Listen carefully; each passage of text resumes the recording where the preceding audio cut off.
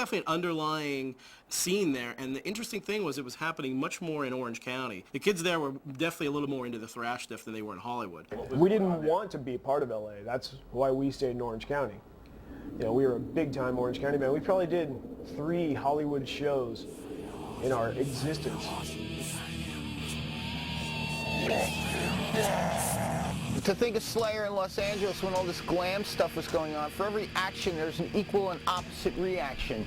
And I think that that's the best way to define what Slayer was about. When Slayer first started out, they actually were wearing makeup in the early days, probably one of the only thrash bands who really ever went that route. We put makeup on like guys as opposed to putting on makeup like women.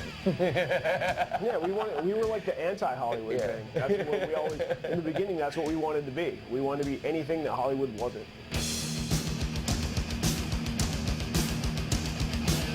Yeah, when they first came out, I was almost like actually kind of afraid to approach them because they just seemed so evil, and the makeup kind of made them look even eviler. For me, when I first started going and seeing, I saw Slayer at the Keystone in Berkeley. It was my first thrash show. I didn't know what it was, you know. And I was standing up front, and they went on, and the pit exploded, and it was just like, oh, this is thrash. I mean, I remember the first time seeing them live in '86, and I was literally scared to get near where the action was happening. I mean, I went to go see them in Wasp, but I'm like, I'm gonna get killed here. Seeing Slayer in the Mall was probably one of the most religious shows I ever went to. It was the scariest place to be. I don't care who you were, and if you were Satan, you were scared. It was loud, it was heavy, it was amazing.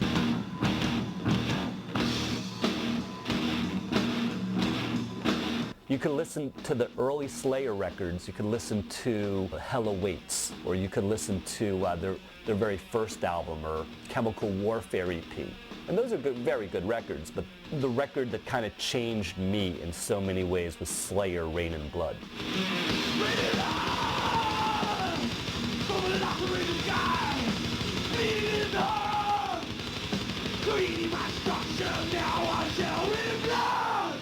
The best album for me, it's easy. It will be Rain and Blood, of course. I mean, it's the thrash Bible, I would say.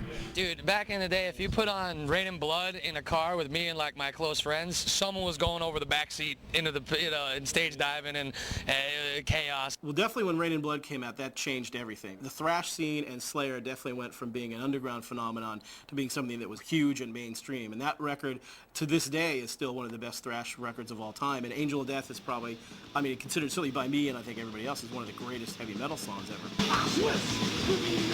The way that I want you to die. Flow down, even decay.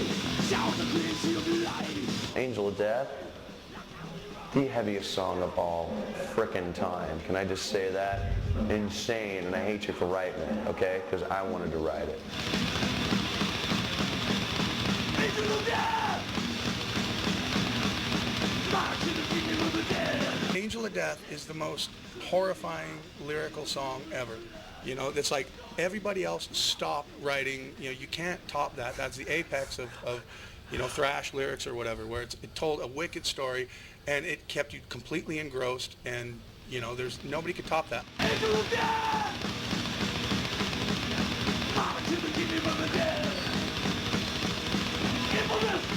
Watch out! Angel of Death! Slayer is it as far as a live performance. You cannot see a bad Slayer show. It does not exist. It doesn't happen. So if you end up opening for Slayer, you're pretty much screwed. We got spit on the first night. We got spit on, but I just opened my mouth and caught it and said, yeah! Trouble, opening for us. Chicago band, right? So in the Aragon Ballroom, Trouble goes on stage. The crowd's chanting Slayer louder than the PA. I was like, wow, this is so fucking cool. And the drummer kind of snapped and he didn't handle it right. And it just got kind of ugly. Yeah! Slayer! Yeah! Slayer! Slayer! Slayer! Arguably the heaviest band of all time, and Slayer has never teeter-tottered or faltered for a second. And the integrity they've shown over those years has put them in a position where they are, where people, they've set the standard on what is heavy. Gods. Yeah. Slayer are pretty much the still reigning kings of thrash.